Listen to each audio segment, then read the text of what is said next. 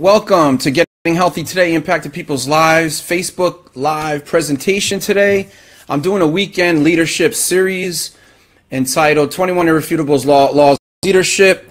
Last night, if you saw my broadcast, either on the replay or the live broadcast, we were talking about the first 7 laws of irrefutable laws of leadership, the 21 irrefutable laws of leadership by John C. Maxwell.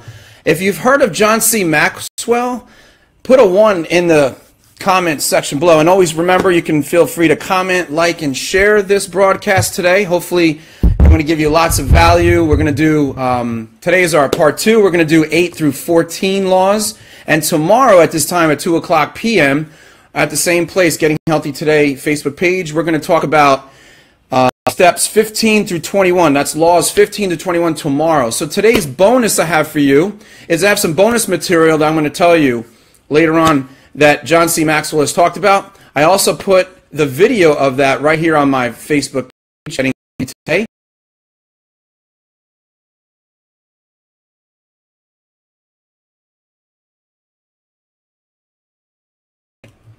Basically a PDF that I have, and also I'll do something else, an audio recording, stages of change audio recording I did that if you stay for the end of the broadcast. So if you're fired up like I am by telling you more about leadership, put an emoji of fire in the section below. Just quickly what we did yesterday for those of you who might have not have been there, and maybe you'll check it out on the rebroadcast. So the first 7 yesterday were the following. The first one is, let me get my notes. The law of the lid was number 1. Number 2, and that was leadership ability determines a person's level of effectiveness.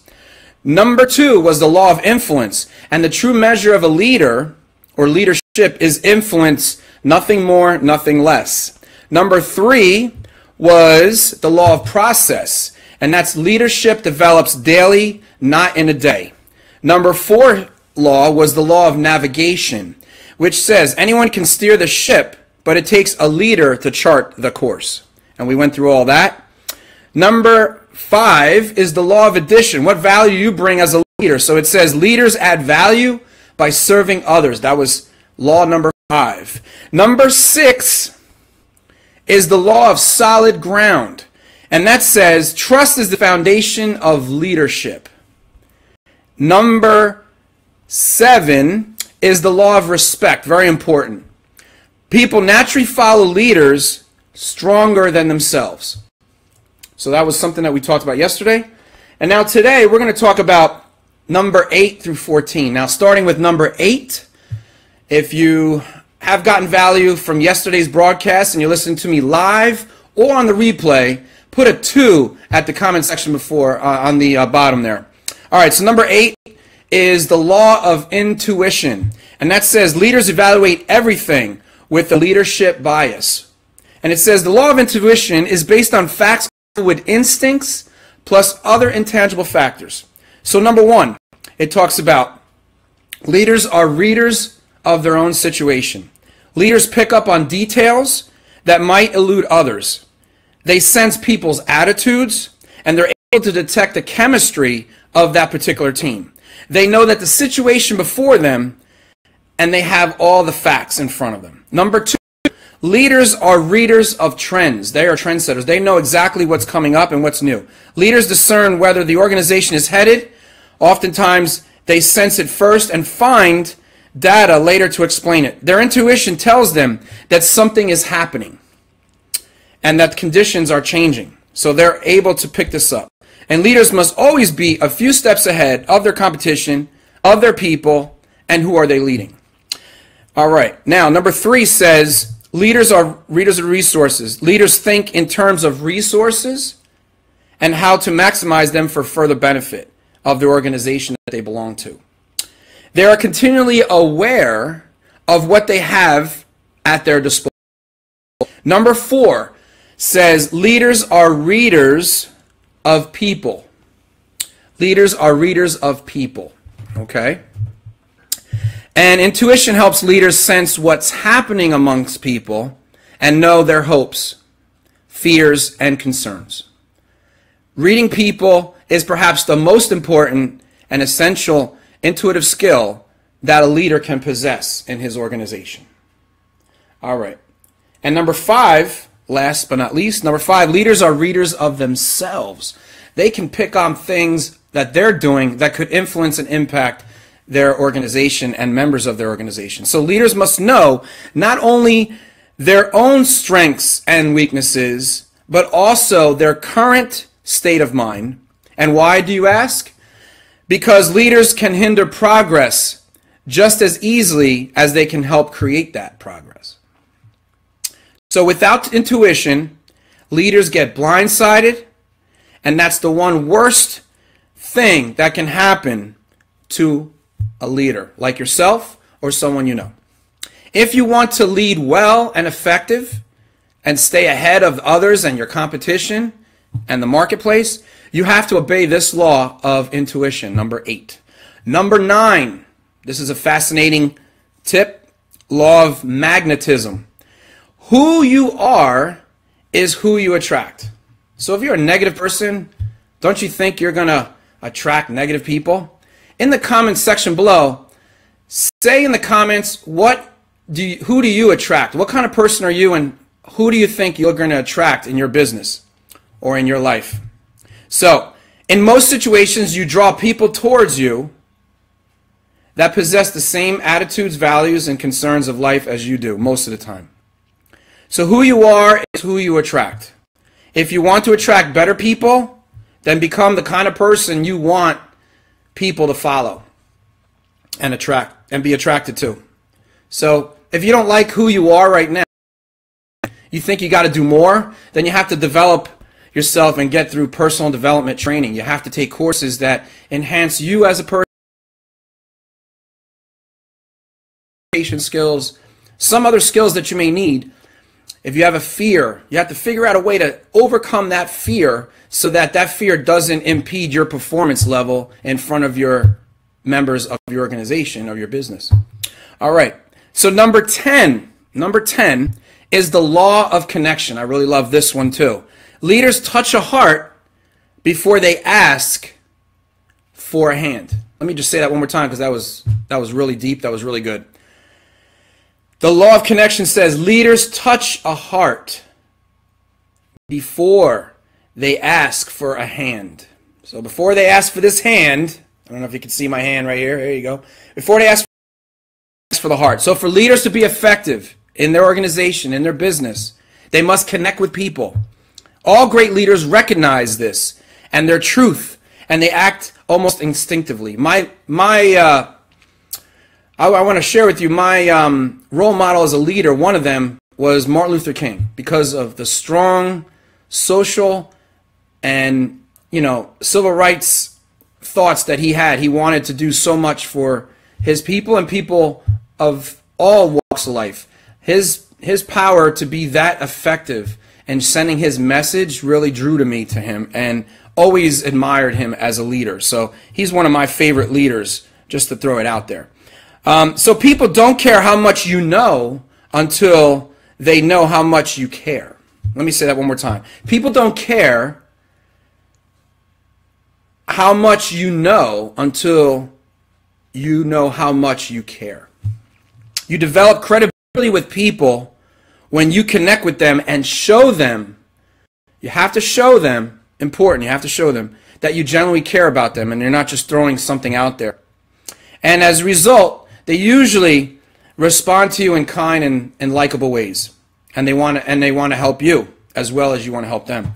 So how do you connect with people, you may ask? Well, I got some tips for you from the book, and I'm going to give it to you right now. We got about 8 tips I'm going to give you, and hopefully you got a pen and paper, and you can jot this down. If you haven't done so already, please do if you listen to the replay of this broadcast. So the first one is connect with yourself. Connect with yourself. If you don't believe in who you are, then how do you expect people to lead that you lead to follow you? Now, number 2, communicate with openness, and sincerity. Be authentic, because authentic leaders connect with others. Sorry about that. We had a slight delay and there was a problem with my connection, if you didn't hear that. So let me just quickly say that. Communicate with openness and sincerity, because people can smell out a phony person. Be genuine and be authentic. All right? In case you missed that. Sorry about that. Number 3, know your audience. Identify who is in front of you. What do they need from you? So when you work with individuals, know your audience, knowing about them, something, their dreams, their goals, whatever their aspirations are in life. What are they inspired about? What brings them to action? You want to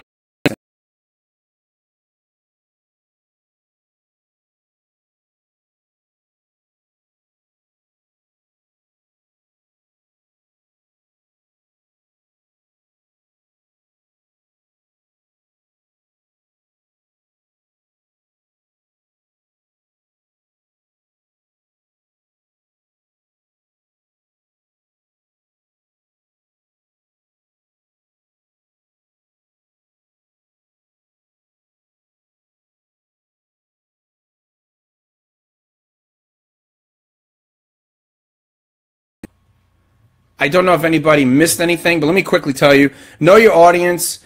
I hope you got something out of it. I hope it didn't get not seen on the replay here. But when you communicate with someone, your audience, know a little bit about them, know their name, show them that you can connect with them, ask them questions about them, be concerned about them.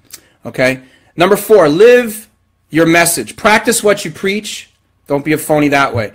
So they look at that. So that's where your credibility comes from, when you practice what you preach. You believe in what you say you believe, and you do it. So consistency and follow through pays off. Number 5, go to where they are. That's right. Remove as many barriers to communication as possible. Try to be attuned to someone's culture, background, education, and way of life. Adapt to others. Don't expect them to adapt to you always. Number 6, focus on them, not on yourself. When you focus on others, you know, it's much better. Focusing on others, not yourself, that is the number 1 problem that most inexperienced speakers and leaders do in life. They become ineffective as a result. Now, number 7, believe in them. Believe in your audience. It's one thing to communicate to people because you believe you have something to say, but it's another to communicate to people because you believe that they have value and that you want some, you know, you want to hear from them. People's opinions of us have less to do with what they see in us than with what we can help them see in themselves. So it's better that a leader can see the benefits in someone and can bring it out of them, extrapolate it, than it is for us to see what they see in us. It's not that important. So successful leaders who obey the law of connection are always initiators. They take the first step with others, and they make the effort to continue to build relationships with other people. It's not always easy, but it can be done. So a leader has to do it. No matter how many obstacles are in front of them, they must do it. You connect with others when you learn their names and other things about them. Now, the next one is give them hope, number 8. The last one was number 7, believe in them. Number 8 was give them hope. There's a French general, Napoleon Bonaparte, said, leaders are dealers in hope. Bonaparte said, leaders are dealers in hope, if you didn't hear that. When you give people hope, you give them a future. All right. If anybody's gotten value up to this point, please put a lot of emojis of hearts. So I know that you really are getting some value, because I really can't tell at this time. So please do that. Because now we're getting close to the nitty-gritty here, from 11 through 14. Now we're going to 11. The law of inner circle. A leader's potential is determined by those who are closest to him or her. Nobody does anything great alone, and nor do leaders succeed alone. I can tell you, when I've been a leader in some capacity, I was a manager, the help from people that were under me, that I managed, helped me to become a better leader, a better manager, better supervisor. So, do they have influence with others? This is what you want to ask someone who wants to be a leader. One key to successful leadership is the ability to influence people who influence others. By drawing influencers into your inner circle. So find out who they are and bring them to your team and bring them to your circle of people. Number 2, do they bring a complementary gift to the table? Bring a few key people in your inner circle who possess strengths in your areas of weakness. So do that. Number 3, do they hold a strategic position to the organization or in the organization? Some people belong in your inner circle because of their importance to the organization. If you and they are not working on the same page, the entire organization is completely in trouble. That's right. Number 4, and then we got number 5. Number 4, do they add value to you, to me, and to the organization? The people in your inner circle must add value to you personally. They should always have a proven track record and assets to the organization, and they seek for your inner circle people who help you improve.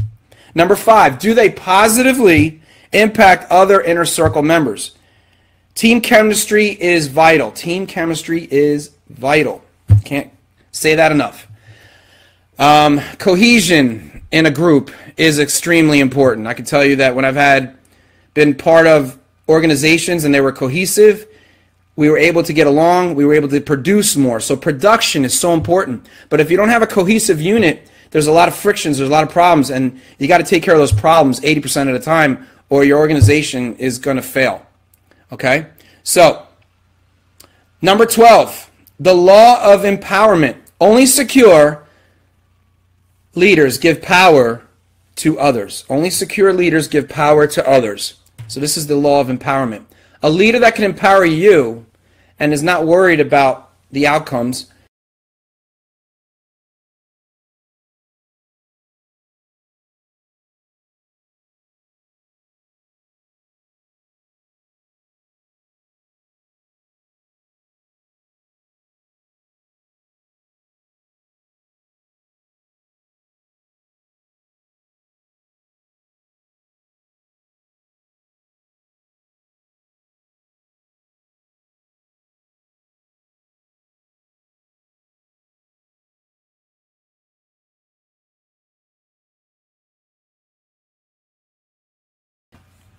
I am so sorry this has been happening. So all of you have been trying to listen to this, and there's been so many disruptions. I'm going to have to figure this out for tomorrow's broadcast. But I really appreciate you being here with me, and I really apologize for that. So let me just go back to what I was just saying. The law of empowerment says, there is a strong need that the person, in order to be successful as a leader, has to be willing to be empowering other people. So they have to let that go a little bit. Their ego a little bit. So number 1, desire for job security. The number 1 enemy of empowerment is the fear of losing what they have. Weak leaders worry that if they help subordinates, they themselves will become dispensable. That happens a lot sometimes, or if it doesn't, it can happen. So that's something to be thinking about. If you're a leader, you got to stay away from that. Don't worry about job security. Have more confidence in yourself, and your actions will speak louder than words. So number 2, resistance to change. Most people don't like change. As a leader, you must train yourself to embrace the change that you desire. Number 3, lack of self-worth. Self-conscious people are rarely good leaders. So focus on themselves, worry how they look, and what others think. So they believe in themselves and their mission and their people. That's what you have to do to improve your strengths, your sense of strong self-worth.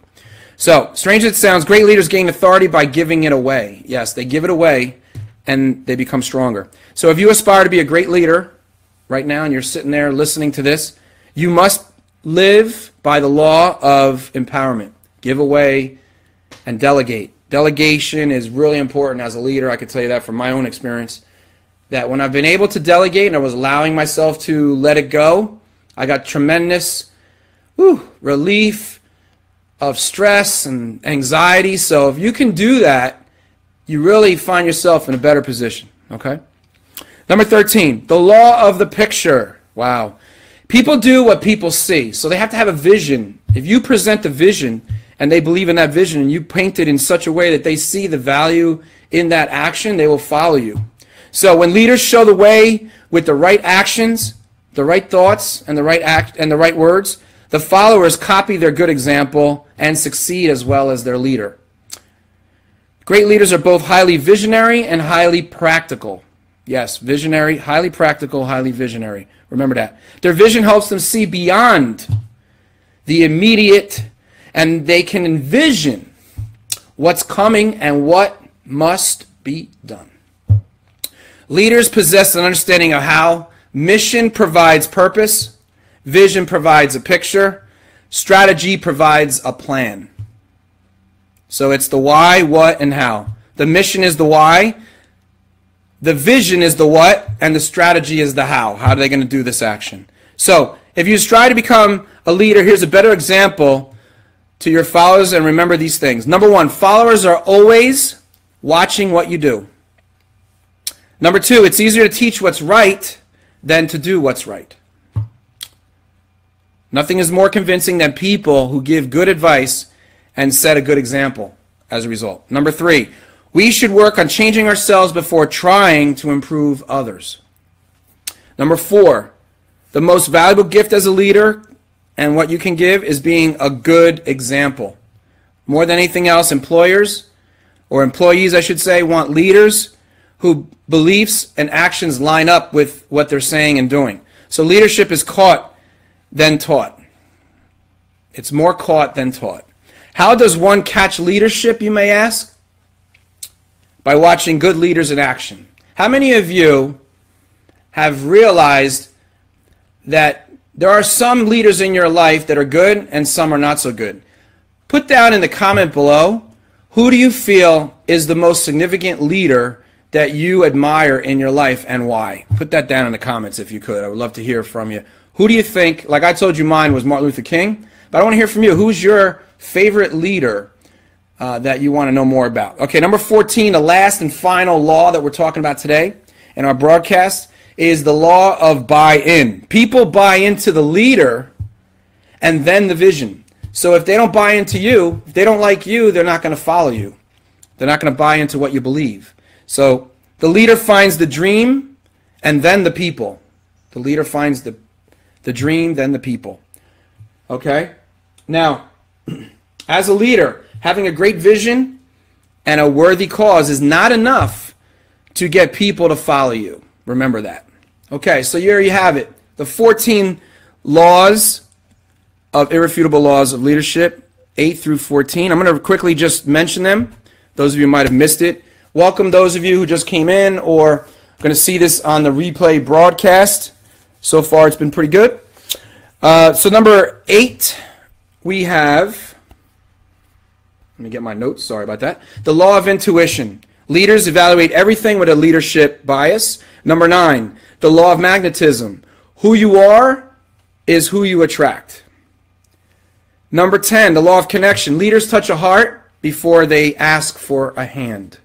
Number 11, the law of the inner circle. A leader's potential is determined by those closest to him or her. Number 12, the law of empowerment. Only secure leaders give power to others, so make sure you give your power to someone else. Give it away. The law of the picture. People do what people see. So if you have, the person has a vision, and people will follow that. As long as they show the actions that they're doing is connected to that. Number 14, the law of buy-in. People buy into the leader and then the vision. So I promised you at the beginning of the broadcast that I was going to give you 5 extra material.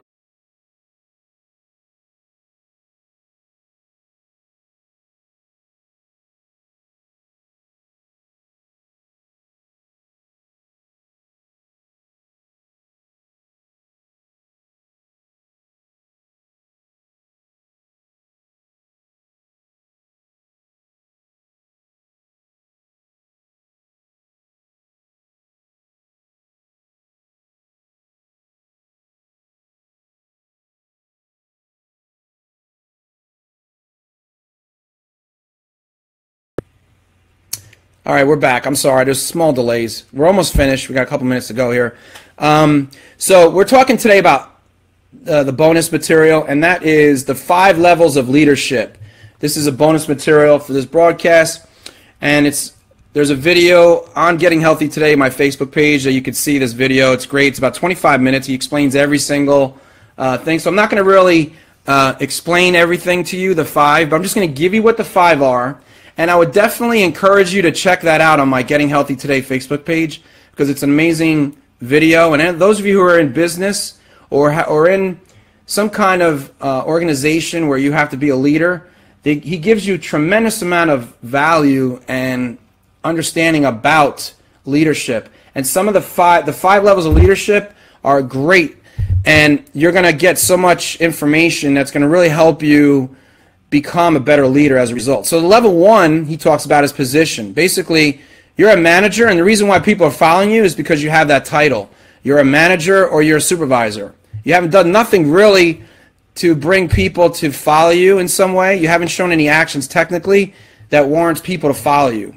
So number 2, he talks about permission. And this is based on relationship. At this level, people choose to follow because they want to. So at the second level, people choose you because they want to choose to follow you. They permit themselves to do that. Number 3, production.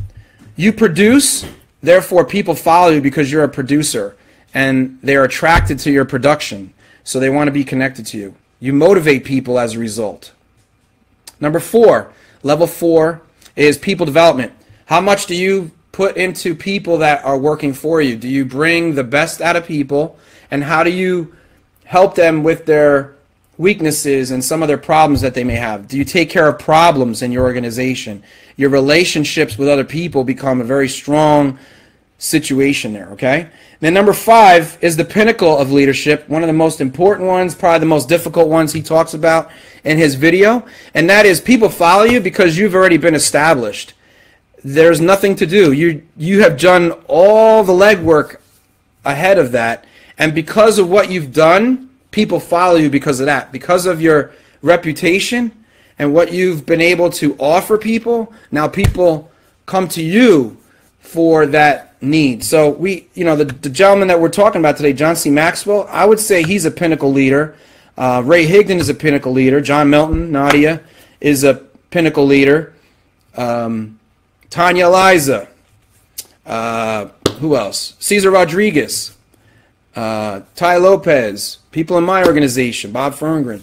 A lot of different people out there are really important. Even a friend of mine, Wes Bewley, is, I believe, a pinnacle leader. Hopefully he's listening to this. I don't know. He's a pinnacle leader in my book, at least in my opinion. Just people are just a genuine individual, and they have a proven track record that they give you value, and that's what's really, really important. So if you've enjoyed this broadcast, please say yes at the bottom. Private message me if you want to get that download I promised you, and that's the Stages of Change download. I've been giving that out this weekend. If you're interested, feel free to get in touch with me there at vruiz@comcast.net, or private message me at Getting Healthy at Facebook. Getting Healthy Today at Facebook. Excuse me. The other thing is I can give you a PDF on 5 tips on how to, or 5 ways how to overcome, your weight loss, how to improve your weight loss. So psychology of weight loss, and that's something that I did. It's 5 tips on the psychology of weight loss, and I give you 5 tips on how to have a more successful journey. If you want that PDF, feel free to get in touch with me and get that. So I just wanted to say thank you to everyone for listening on the live or replay broadcast. Tomorrow, don't forget to come by at 2 p.m., where we're going to do this again. We're going to do the 15th to the 21st Irrefutable Laws of Leadership by John C. Maxwell. Have a nice day, everybody. I hope you have a wonderful weekend and have a healthy day. Take care.